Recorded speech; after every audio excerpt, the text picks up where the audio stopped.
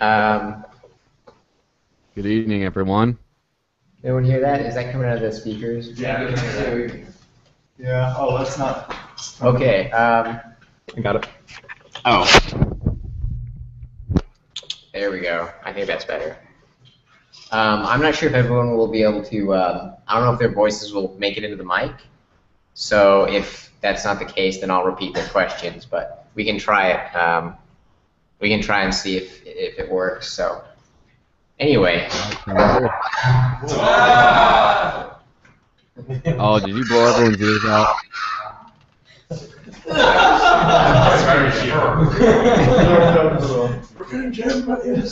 The voice quality is pretty bad. All right, all right. I But think. it's coming through clear, right? Oh, it's getting better. I'm turning down the volume. There you go. Gotta crank it like you get a hand crank. You know. Maybe turn down the head or two. What? Maybe turn down the volume on the. I think It's that's. good now. Is it I think it's good now. All right. Yeah, it's good now. I don't know if we can turn this to see everybody. Hi, guys. Say hello. Hello. Okay, so go pitch us the Free State Project. All right. Well, as you might know, it's a project to move 20,000 liberty activists out to the state of New Hampshire to effect change so we can achieve liberty in our lifetime. That's the canned little speech that we give. And now there's a bunch of different projects that are like that, like the Blue Ridge Liberty Project, there's seasteading, there's things like that that people do. Oh, well, why not move to Texas? Oh, let's move to Wyoming, whatever. It's all well and good, but here's one way we're actually making a difference, and that's why I moved out in September, is because I saw the effects that they were having here, and I decided I needed to be in on it. So, the three big points, what makes this is such an awesome thing to be part of, is one, we've had a lot of actual legislative and activism victories. For example, all the 420 rallies that Rich Paul and others have conducted here have so changed the sentiment that now New Hampshire recently became the first state house to pass a broad-based legalization bill of marijuana. Now, I don't know if that's going to survive the Senate or if the governor is going to veto that. But even Colorado, that was a citizen ballot initiative, not a legislative effort. And so we actually have enough legislators to pass something like that in the House, which is pretty huge. And another thing, New Hampshire has become I believe the first state or the only state to block license plate reader cameras. And it's important to note that both of these are by free stater margins, as in we have about a dozen or so people in the state house. As in people who've moved to New Hampshire as part of the Free State Project, about a dozen or so have been elected to the state house. And these votes were like 8 or 5 votes respectively.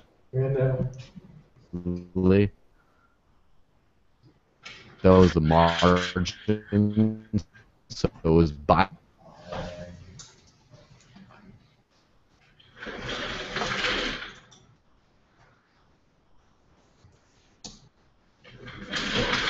This is the NSA blocking our signals. Move freedoms. We can't go about New Hampshire. On a related Yeah, note, we're trying to disrupt this. All right, are we back then? Hey, sort of getting there. All right, are we good yet? Yeah. All right, all right. Okay, you're back. Anyway, where was I? See, you were talking about a dozen or so people in the Where was House. I? The margins. Margins. Yeah, the margins. Yes, we won 2 big legislative victories this last session by free stater margins, and that's pretty huge. Now the other thing, we have several anarchists in the state house. which sounds kind of weird, but we have several, and more than one Democrat and anarcho-capitalists elected on the Democratic Party ticket. Now, I'll challenge you to find it anywhere else. It just doesn't happen. And one of them introduced an NDA nullification bill, and it passed. So, legislatively, we got things under control. Now, as far as activism, for example, there are a few early movers in the Free State Project were doing a lot of filming the police type activism, which used to be very cracked down on, and then they had long court battles, and then they ended up winning. And now any cop in New Hampshire is able to be filmed, and they don't give you any trouble. Now, even relatively free places, a lot of times they're not used to that. And they've also managed to establish a good open gun culture.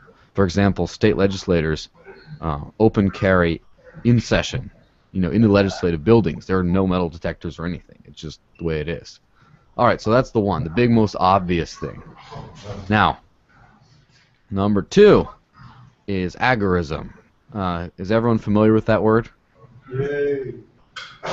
Not all. Okay, it's described as counter-economics. It's basically doing business, having economic activity outside of the government-controlled sphere. Like, say you're going to do a taxi service. Don't go for any of the permits. Don't go for anything. Don't file taxes, anything. Just start giving people rides for money, period. That's what agorism is, and of course, it's technically, sometimes frowned upon by the powers that be, but the point is to not really be under the radar. And so there's a huge agorist community here. And for example, one of my friends managed to start his Agora Cab, this cab service, and he's able to sustain himself on the whole business on just fellow, as we call them, porcupines, fellow free staters. And so there's a lot of businesses that in the free stater, and so that's another thing it'd be really hard to find anywhere else. And there's a lot of people who come here and they do whatever they want to do, operate completely under the radar, and effectively kick back zero to the government, which is a great thing. Also, Bitcoin. Bitcoin is really huge around here. We've got the biggest bar, Murphy's Tap Room, in town to accept Bitcoin. And so there's some of my buddies there right now drinking pints paying Bitcoin. Now, Agora Cab, they accept mostly Bitcoin. And I helped over the last weekend, over Liberty Forum. I was an extra driver for Agora Cab because they needed help. And about 60 to 70% of the income I got was in Bitcoin because it's so common around here. In fact, a few months ago, I lived for an entire week off of nothing but Bitcoin here, and very little of it was brick and mortar institutions. Almost everything was within the community. So it's almost a self-sustaining community. And so basically, you can come and do whatever you want to do. With I teach martial arts. I do graphic design. I write a blog. I pay contributors in Bitcoin. I started my YouTube channel. I'm starting to do videos. There's just a million different things you can do. Everything you want to do, you can basically just come here and find a way to do it and find a way to feed yourself doing it. And that's not really something you can replicate anywhere else like that. And then the last big thing is community. Now, see this group you got right now, this kind of size group, is typical for almost every building you go to in the Porcupine community here. If almost any given night, if you're just like, we want to go hang out and have dinner, instantly you got about 20 people wanting to come with you, all free-minded, all fellow libertarian whatevers. And so there's a really strong social community. You never have to feel alone doing anything. And, for example, whenever someone's pulled over around here by the cops, someone puts up a quick message, and instantly, within a couple minutes, a few staters come by and start building shops and helping with advice and stuff. So the community is just really strong. And almost anything you want to get done, like a project, oh, good dudes, we should do this cool thing. And you might get one or two people where you are now, but then over in the Free State, you get a whole big group doing it. And you just can't really put a price on that kind of thing. And so I really expect very soon a lot of great things are going to come out of the state. Again, ignoring all the wonderful things that have happened already. And if anytime you can, please come up and visit, because you have to sort of see it and experience it to believe it. We've had a lot of people over the Liberty Forum weekend who've come up. We've given them a little bit of tour around, and they've just been completely blown away. It's almost like, getting unplugged from the Matrix finally. It's like, whoa, there's this whole other world I didn't even know. So, what's stopping you from visiting? All right, I'm done. Any questions? Do you have any questions? Miss you, buddy. Oh, yes, you do. Big hug, big hug. All right, that's not technically a question, but I'm not the fucking cops, so I'm not gonna care. What do you think about Mt. Knox closing? What do I think? I think it's great. Couldn't wait for that thing to get out of there. I mean, it was messing with the price of Bitcoin for so long, and then it lends. I mean, Mt. Gox stands for, you know what it stands for, right? Mm-hmm. Magic the Gathering online exchange, and it's kind of it passing as a big part of the Bitcoin infrastructure kind of makes it more legitimate now. So it's one of the growing pains. I'm not familiar with this exchange, Joel. Could you fill me in On Mt. Gox? Yeah, what is it? Well, I'm not exactly the hugest expert in its origins, but basically it was a cryptocurrency exchange started, and it was horribly mismanaged over time, and eventually they had what can only be described as like a run on the banks. They didn't have enough bitcoins. There was a lot of Bitcoin unaccounted for that people were unable to take out, and so it caused the price on that exchange to go down, and that affected the whole currency market. And then now that they're gone, they can sort of restabilize at the level it should be. And so the more time goes on, the more Bitcoin becomes integrated into the economy, the global economy, and the less these things kind of matter. Before, Bitcoin, like all cryptocurrencies, like Dogecoin right now, is completely it was an online curiosity just traded around, and just your trade's here, let's speculate. It's a lot of speculating and day trading, and now it's become much more of people rely on it for their incomes a lot. And so the more that happens, and the less it's like a day traded thing, the more stable it'll become, and then long term, the value is going to go through the roof. So how many free staters are there? How many free staters are there? Do you count signers or movers? Both. Well, signers were approaching 16,000. The idea behind the Free State Project was when 20,000 signers were reached, they would all agree that within 5 years of reaching that number, they would all move out. And so far, we're more than 3/4 of the way through. And about 1,500 or so have moved out already, early movers, the legends. Not to pat myself on the back, but I think I'm mover number 1108, and there's about 1,500, so already about 400 people have moved after me when I came out in September. And I remember I was the first person not to have a mover party, because before it used to be every new mover they would throw a party for them, and now there's just too many. You can't throw a party for every single mover, so now they do a general mover party at the beginning of each month. And so there's a whole lot of momentum going behind that, and I guess the ambitious plan is to trigger the move, get the 20,000 signers by the end of next year, and so by the end of 2020, the Free State Project is officially begun. Now it's important to note, with all these gains we've had, the project hasn't even officially begun yet. We're still gathering signers, and from what I'm seeing, it seems like the 1,500 are already accomplishing a lot of what the 20,000 were supposed to accomplish. So with all 20,000, I mean, that's just like morning, 1,000 people, even 2,000 people. It's going to be epic. So yeah, definitely keep your eyes on this place and come over and visit because we have a great thing going on.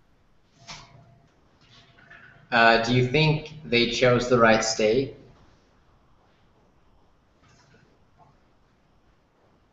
Oh, absolutely. There was a bunch of different states. Most of the states had too large of a population. New Hampshire has about 1.2 million. Wyoming has like 4 people. I don't know. I didn't get a statistic on that, but it is like 4 to 5 people. And the problem is Wyoming is not like a place where you can get a good infrastructure going. New Hampshire has been there forever. It's been, in fact, New Hampshire declared independence from Britain 6 months before any of the other colonies, before the Declaration was written. And the first hostilities of the war were actually raiding the British garrison at Portsmouth in New Hampshire before Lexington conquered and all that stuff. And so it has a long history as like the live free or die state. And I mean, honestly, if you go anywhere, it's a nice place. You come up here, it's got 4 great seasons. You know, it's beautiful. When you come in leaf season, especially in the fall, it's really nice. Winter, you know, it's a little bit cold, but it's not that bad. It's warmer than Chicago, that's for damn sure. It's like Boston or so. And then spring is great, summer is great. The whole state is beautiful. We got quaint, charming little towns. We got enough big infrastructure. We got beautiful coastlines. Like everything, it's a place people actually want to move because it's not. You don't just want to go there and just live out in your cabin on the plains and just talk about liberty and stockpile guns until some drone bombs you or something. I mean, there are people who do want to do that, and there's plenty of space up in the north of the state to go do that. But if you want to live a good life, actually, you know, not move to a shithole, you know. It's probably the first best state, you know. It was already sort of there without the Free State Project, and now with it, it's just something even better. All right, any other questions? Yeah, it's a pretty fancy mic, or where are you? Oh, I'm in my room. You just have to have giant flags and good on you. Yep, well, because I do this kind of thing for a living too now. Oh, okay. And so I felt, well, I need a good microphone. I need to just put that flag over the window, and then pretty soon I'm going to be moving into a bigger place with another guy I stayed with in Chicago, Rob Mathias, who later moved after me. And so we're getting a place together and having this big studio in the living room, and we're going to put out a lot of great stuff. Look forward to that.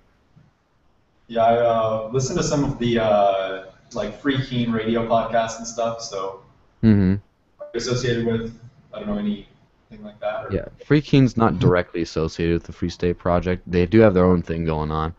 Now, the story behind Keen's kind of funny because they call it Keene, Vermont sometimes because it's right on the Vermont border and has that sort of lefty college town vibe to it. And it's sort of isolated from the rest of the state. And the reason Keene was picked was because it was the one impossible goal. It was like, well, it's a lost cause trying to do anything in Keene, so we have nothing to lose. And so a lot of the more hardcore and gregarious and annoying activists went out to Keene, and they're the loudest ones. A lot of the real stuff happens in Manchester, but it's not quite as reported on. And of course, I'm going to start changing that.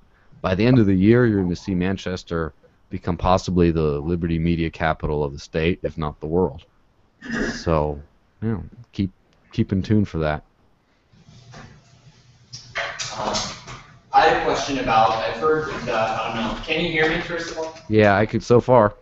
Okay, I had a question about, I heard of that like group of people, I think they're from New Hampshire, who went around like paying off people's parking tickets, and I think they were called Robin Hood. Yeah.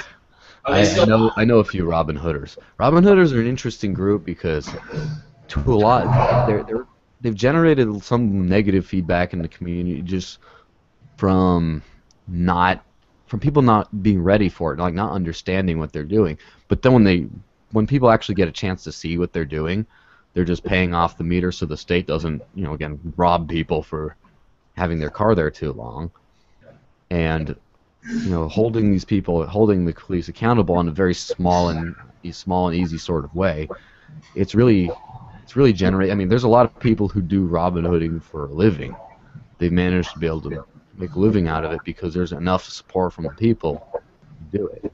And it really challenges the very base institutions of the state in every level that, most people don't think parking tickets are a thing. It's like, oh, NSA spying, NDA, drone bombing. It's those big things, but these are the things that affect people on a daily life. I mean, who hasn't gotten a ticket? Who hasn't, been out a while, out some money because of that? And it's just like fighting that, or in a very peaceful, non-provocative way. That's an interesting thing, and they've made a name for themselves doing that. There's a few projects coming up out of Manchester, and I would blow my own horn about all that stuff, but I think I'll report on it when it happens. Anything else?